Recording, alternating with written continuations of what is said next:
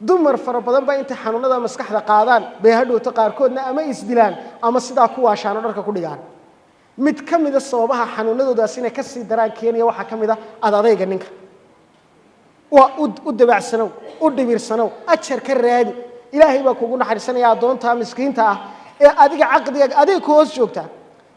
meesha laga doonayo inaad raganimadaada wanaagaaga boqortooyanimadaada boqornimadaada madaxnimadaada sharaftaadu inay ka soo daahirtaa waa gurigaaga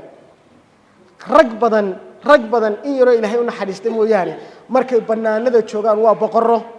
wajiyadoodu ay qurux badan yihiin oo faraxsan guriga markuu tago dhiikar baa ku kacaya xaasleyda iyo dadka reeraha la yaa ugu khayr badan nabigu sallallahu alayhi wasallam wuxuu yiri khayrukum li ahlihi waxa idinku khayr badan ka reerkiisa iyo qoyskiisa u wanaagsan waana khayrukum li ahli anuguna kaydinku khayr badan baanahay waayo ehelkayga waan u wanaagsanahay buu leeyahay nabigu sallallahu alayhi wasallam maalin maalmaha kamida baa dumar fara badan oo cabanaya oo ragooda ka cabanaya baa soo maray guriyihii nabiga sallallahu alayhi wasallam iyagoo ragooda ka cabanaya mid dilay mid dhibaato u geystay mid wax kale ku sameeyay dabeedna waxay soo mareen guryihii nabiga sallallahu alayhi wasallam iyagoo cabashadooda doonayay inay gudbiyaan nabigu sallallahu alayhi wasallam waxa uu yiri laqad taafa bi ali muhammadin nabi maxamed qoyskiisa maanta waxa soo dawaafay oo soo dhaxmaray nisaa'un kathiir yashkuuna azwaajahun rag fara badan oo dumarkooda ay ka cabanayaan baa guryaha nabi maxamed maanta soo maray nabigu sallallahu alayhi wasallam wuxuu yiri laysa ulaika bi khiyarikum kuwa ma aragta dumarkooda ka cabanayaan kuwiina idinku khayrka badan la maaha kuwa dumarkooda ka cabanayaan ee cabashada ay soo gudbiyeen kuwa idinku khayrka badan la ka mid aha nabigu sallallahu alayhi wasallam waxa uu leeyahay mar kale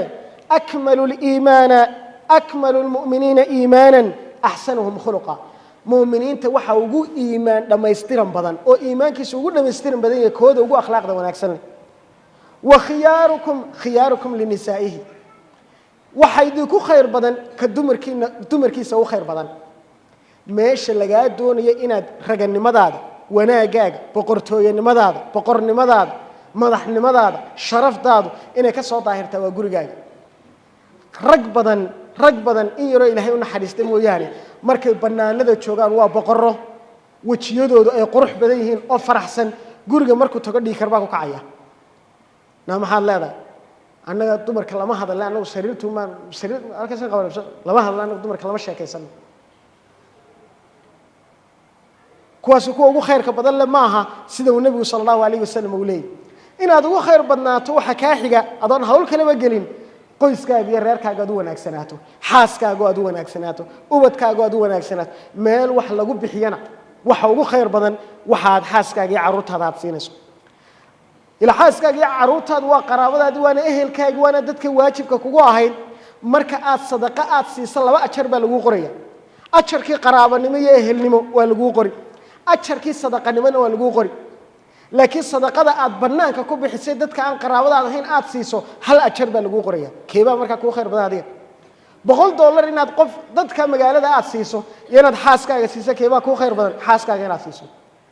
oo 100 ka laba ajar baad ku helaysaa laakiin 100 ka banaanka cid aan ehelkaaga ahayn aad siiso maxaad ku helaysaa hal ajar baad ku helaysaa maanta ku horta la Soomaha halka ka faa'iideyso rag badani dumarkay u gacan qaadaan waana waxa weeye waxyaabaha musiibooyinka ka mid tahay darajaadka dumarka lagu ciqaabayo marka ay gabadhu khalad ay sameeyso in gacan la qaada waa darajada saddexaad waana darajada ugu dambaysa nabi maxamed sallallahu alayhi wasallam isagoo intaas oo dumar qabay dumar aad u fara badan guursaday haddana weligii gabadhu ma gacan qaadin xadiiska Aisha ay warinayso waxay leedahay ma daraba rasuulullaahi sallallahu alayhi wasallam shay'an qattun biyadihi wala imra'atan wala khadima illa an yujahida fi sabilillah nabiga sallallahu alayhi wasallam weligii gacan cid uma qaadin inuu jihaad ku jiro mooyaan xaas ma dilin adoonkiisa ma dilin qof kale bini aadam hadalkiisa ma daaba Soomaarti marka khayrku halkaas uu inoogu jira gacan qaadka hal la joojiyo gacanta hal la furo yaa la qaadina hal la furo yaa la qaadina gacanta hal la furo hal loo dhibirsanaado hal loo dul qaato waliba rago waxaan si gaaray kula talinaya maadaama dumarka iyo hawlaha hadii la soo galo in badan maadaama aan dhakhtar aan ahay waliba dhakhtar xawnada maskaxda iyo hawlaha ku shaqeeya aan ahay wax badan baan ogahay dumarku marka ay xilliga uurka ay leedahay iyo marka ay umusho iyo xilliga maalmaha caadada ay ku jirto waa xilliyada ugu badan ee tayna dulqaadka ugu badan aad samayso waana xilliga ugu badan ee xanuunada maskaxda ay ku dhacaan dumar fara badan baa inta xanuunada maskaxda qaadaan bay hadhowto qaarkoodna ama isdilaan ama sidaa ku waashaan dharka ku dhigaan mid ka mid ah sababaha xanuunadoodaas inay ka sii daraan keenaya waxa ka mid ah adayga ninka waa u dabacsanow u dhibirsanow ajar ka raadi ilaahay baa kugu naxariisanaya adoonta miskiinta ah ee adiga caqdiga adiga ku hoos joogta maanta adigu banaankaad u bixi kartaa waxa doontada qabsan kartaa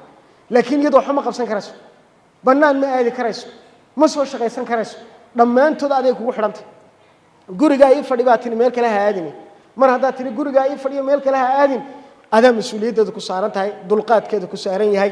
mid kamida marka toban loo qaybiyo caafimaad qabka sagaal kamid wuxuu ku jira ataqaaf inaad indhaha ka laabato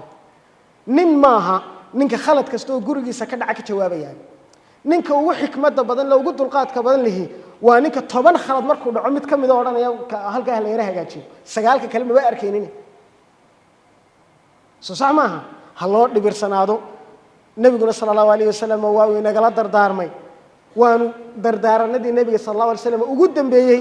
markuu nabigu waxa way xajjatul wadaac uu joogayna way kamid ahayd dardaarankii nabiga inaan fulino miyaan ahayn warago miyaan ahayn wayna fulino dardaarankii nabiga sallallahu alayhi wasallam oo dumarka aynu ilaalino